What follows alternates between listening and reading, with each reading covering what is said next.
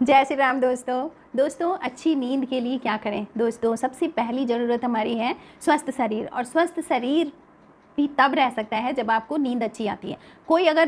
किसी को अगर नींद अच्छी नहीं आती है तो आगे चल कर के वो ज़रूर डिप्रेशन का शिकार होगा, ये आप 100% मान लो।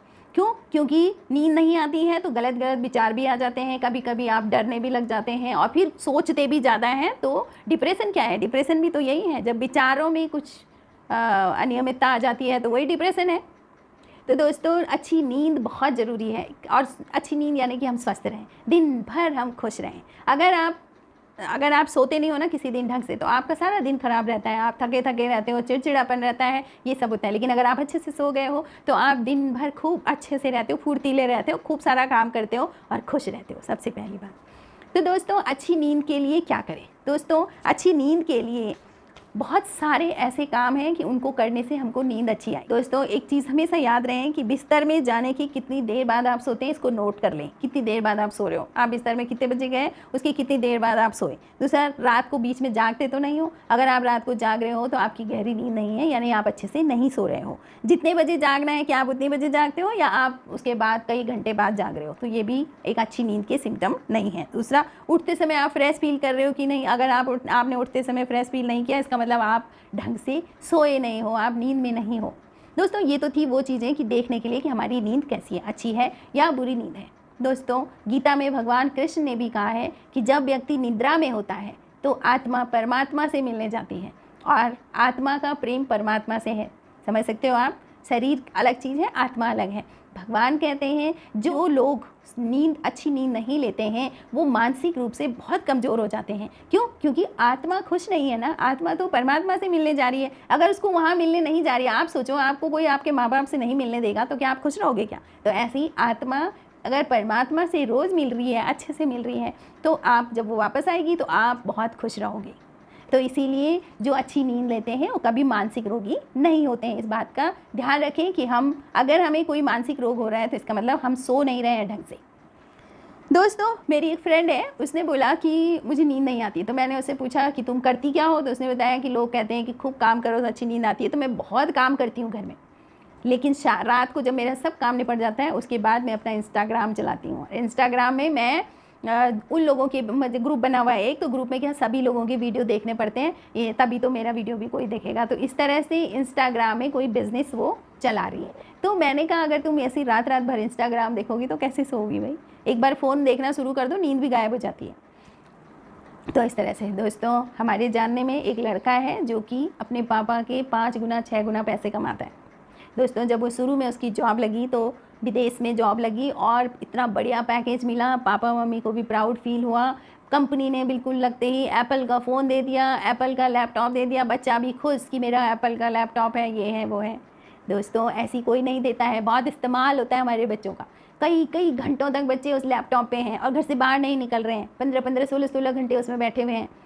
और उसके बाद उस बच्चे की जो स्थिति हुई 6-7 साल बाद, उसने बोला कि मुझे नींद नहीं आ रही है, मतलब मैं पागल होने वाला हूँ, मुझे बिल्कुल नींद नहीं आती है और सोने का टाइम भी नहीं मिलता है, और कंपनी इतना ज़्यादा घंटों घंटों तक मीटिंग करना ये सब करते हैं। तो दोस्तों फिर वो वापस इंडिया आया, और इंडिया आके वो किसी संत के पास गए। वहाँ उन्होंने आध्यात्मिक तरीके से नींद कैसे आनी चाहिए ये सब प्रैक्टिस करी, योग करा, ध्यान करा, और अब जाके वो स्वस्थ हैं। तो दोस्तों अपने बच्चों को कभी ऐसी रैट रेस में ना लगाएं कि पैसा कमाओ। पैसे हमारे भारत में कोई नहीं है ऐसा जिसके पास कमी होगी, लगभग सभी के पास बहुत है उतना। और त्याग के साथ भोग सिखाएं बच्चों को, त्याग के साथ भोग करें, और अपनी बहुत ज़्यादा अपेक्षाएं ना करें, मतलब बहुत ज़्यादा उम्मीदें ना रखें, और थोड़ा सा अपने स्वास्थ्य का भी ध्यान रखें। थोड़ा बाहर निकलें, अच्छी हरियाली भी देखें, और खुश रहने की कोशिश करें, योगा करें। तो दोस्तों ये तो थी उन लोगों की बातें जिनको नींद नहीं आती है। अब मैं बताऊंगी कि अच्छी नींद के लिए कौन से उपाय करें। दोस्तों सबसे पहले तो आप डिसाइड कर लें कि आपको सुबह कितने बजे उठना है, ये टाइम निश्चित कर लें। मतलब आपको 5 बजे उठना है तो आप चाहे रात को 2 बजे सो रहे हैं, 3 बजे सो रहे हैं, पर आप सुबह 5 बजे उठ जाओ। बिल्कुल अपना ब्रह्म मुहूर्त बिल्कुल उसी तरह से करो जैसे आप सुबह उठना चाहते हो, और जो काम सुबह करना चाहते हो। सुबह बिल्कुल नहीं सोना है। तो सुबह उठने का समय, अब इस प्रैक्टिस को आप 3-4 हफ्ते तक रखो। अब अगर बहुत ज़्यादा ज़रूरत है तो 1-2 महीने तक इसको चलाओ, तब देखो आप बिल्कुल सही टाइम पे रात को सोना शुरू कर दोगे, क्योंकि सुबह जल्दी उठ गए थे इसलिए। ऐसा नहीं है कि बस आज मैं 2 बजे सोया तो मैं 11 बजे उठूँगा, नहीं, सुबह उठने का टाइम फिट करो ताकि तुम्हारी आदत ठीक हो जाए।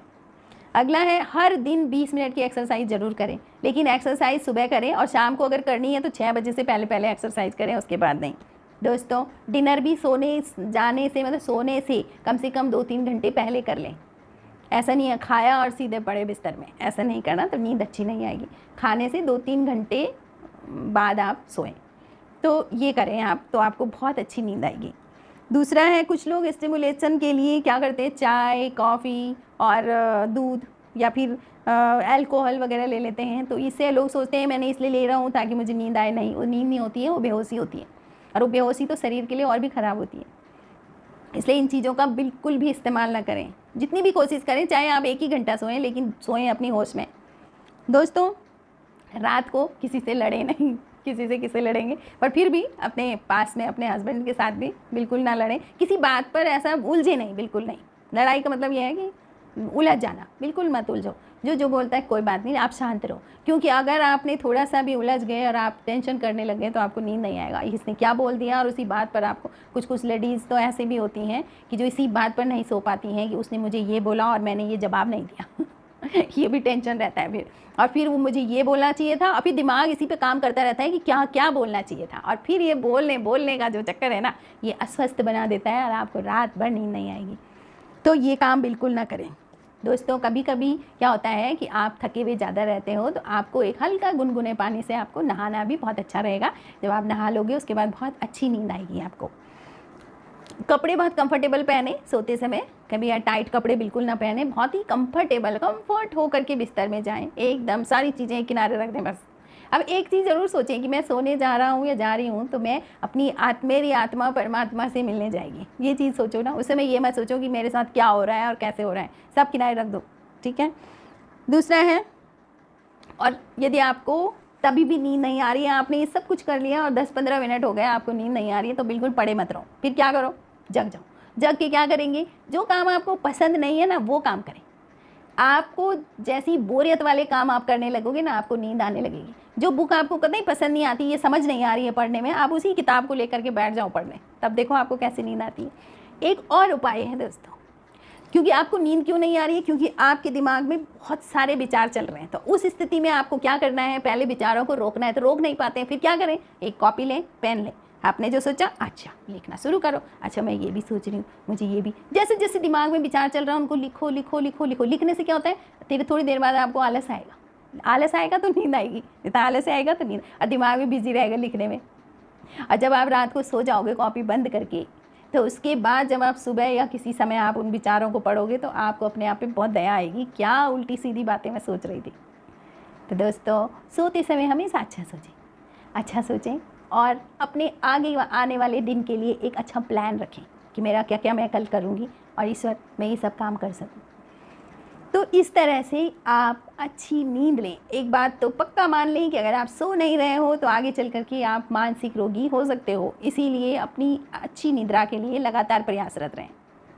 दोस्तों आपको वीडियो कैसे लगा, आप कमेंट करें, लाइक करें, सब्सक्राइब करें। Thank you.